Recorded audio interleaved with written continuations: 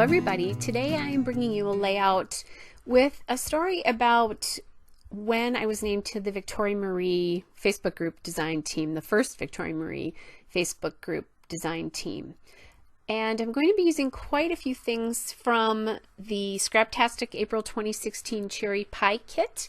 What I did there was just tapping those Pink Fresh Studio rubber charms because they weren't part of the actual kit, but they were part of the add-ons. So anyway, that paper, the background paper, which I am absolutely in love with, is a Scraptastic exclusive paper from Caitlin Schaefer. It's called Lifeline. And when I saw that, I knew I absolutely had to use that as a full sheet background, but how to get that to look less busy was the big sort of struggle there. And what I decided to do was to use that. I printed a blog post from Victoria Marie on that paper, and I just found this recently and thought, you know, I never told the story about when I was named to that team and how I felt like I was taking such a big risk, and I'll talk more about that as we go through. But anyway, so it's very white, so I thought it would be really cool because it wouldn't be so crazy busy. And I'm looking now through the Ellie Studio Little Moments collection there for a journaling card. I tend to use journaling cards to write my journaling on, and there was some little moments in the add-on kit, so I thought I pulled the things that I had already, because I did buy pieces from that kit myself, to go with some of these papers, although I'm not going to use a journaling card from that. One of the things that I am going to do is just go through some more of my Ellie Studio journaling cards, and I haven't found the one that I'm going to use yet. I continue to look because I have quite a few packs of these.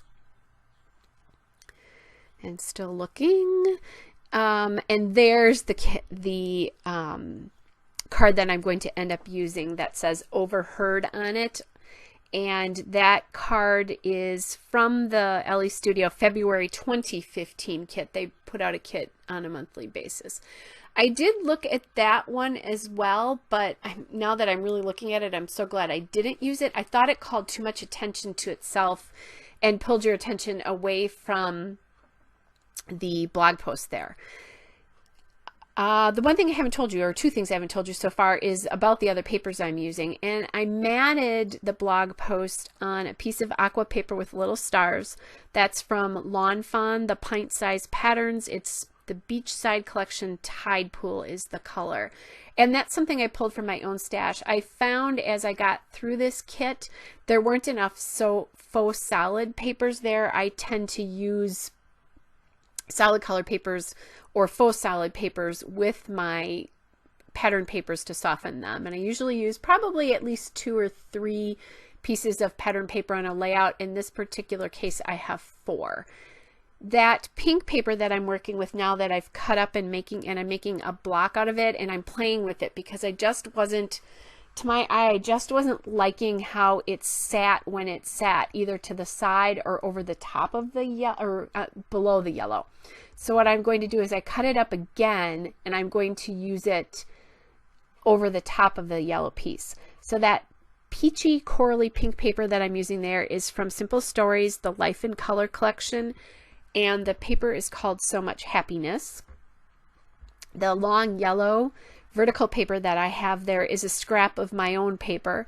That's from American Crafts from the Shoreline collection. It's the Pacific Beach paper, and I loved that. That was from a few summers ago, that whole collection, but I don't know, I found that yellow piece, I think I bought it on clearance, and it's just a really good yellow. So I'm going to continue to fool with this to get that peach paper in just the right position, which I actually will do eventually so we can move on with the layout. One of those things, I guess. So as I'm fooling around, one of the things, I'm going to call this layout Taking a Risk, and the reason I'm calling it that is because I applied to this design team before I even started doing YouTube videos, and I kept having people tell me that they really liked my work and telling me that I really needed to do YouTube videos. And I wasn't ready to do videos yet because I needed to get a new phone before I could do that. I tape on my iPhone, or I record on my iPhone. And my old one would not have been able to do it. I tried it. Anyway, but when Victoria did the design team call, I thought, oh gosh, I really want to do this. I really love that Facebook group, still love it today. And I was really kind of afraid, which is, you know, when I think about it now, which is just so silly, especially since I'm sharing so much on YouTube now. But even now, you know, when you do your own work, you're so much more hypercritical than other people would ever be about it. And it is a big risk. So I applied and was named as one of the designers and just had a really great time. And I just, you know, I really credit that as really making me, that whole experience, really, I felt ready to move on to do my own channel eventually. And, you know, I'll probably apply to other design teams. And one of the designers for the Crafty Maven Getaway channel, in case you didn't know that, if you're new to my channel, and that was kind of like my second big risk. But anyway, it kind of got me ready to do that, and I'll probably apply to another design team or other design teams eventually as well. It's just that I've kind of discovered that with my work schedule, I have a hard time handling more than one or maybe two commitments at a time. And I still try to participate with design team projects at the Victoria Marie group, just to support the people who are on the design team now. So between those two commitments, one of them not an actual commitment, but one of them more something I do for myself. But anyway, so that's kind of a long story. What I've been doing here is I am using more pieces from the Scraptastic Cherry Pie kit there. That die cut that says captured, captured, captured is from that kit. It was some exclusive word bubble die cuts there. And then I grabbed those acrylic flowers because I really, really loved those. And those acrylic flowers are also a Scraptastic exclusive. And I used that rubber charm there that says Just Start, which was just so serendipitous when I saw that. And that piece is from the Pink Fresh Studio Life Noted rubber charms. That came as part of the add-on, but I had them, so I put them in the kit. And I'm just now positioning where I want all those acrylic flowers on, because at this point I'm nearing the end of my kit. I also grabbed that clear sticker there that says lovely, and I placed it right below the overheard on the journaling card there. And that word is from the Simple Stories Life in Color clear stickers. That comes from there, and you're going to see a couple of other things that also come from that kit too. Oh, actually I already put one on now. That I did put the other two on already. One of them is that arrow there, that clear arrow, and the other one is right below the acrylic flower there. It says yay. It's that little pink clear sticker there, and I actually bravely used all of these as clear stickers. A lot of times I'll put them up on white cardstock so you can see them better. I have a scrapbooking kryptonite in clear stickers or clear embellishments, clear acrylic embellishments, those kinds of things. I have a hard time using them as they are. So I wanted at least one more thing up in that top cluster up there, and I grabbed these Mark Richards Candy Bonbon stickers. It's a yellow heart, and it's got a little bit of a glitter bubble heart that goes over the top of it.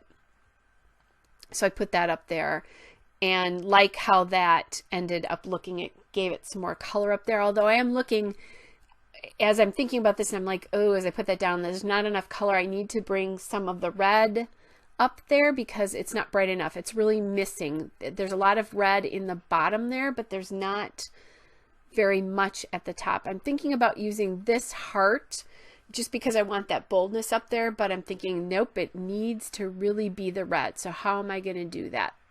And what I do is I grab the enamel dots from the kit. They're from the Simple Stories Life in Color collection as well. And I start putting those around the layout. So I use the red, and I used pink up there to get some of those other colors up into that corner embellishment up there, that embellishment group. And basically all the embellishment groups are done now, as I talked through part of that when I was doing that, and I kind of really like how that was.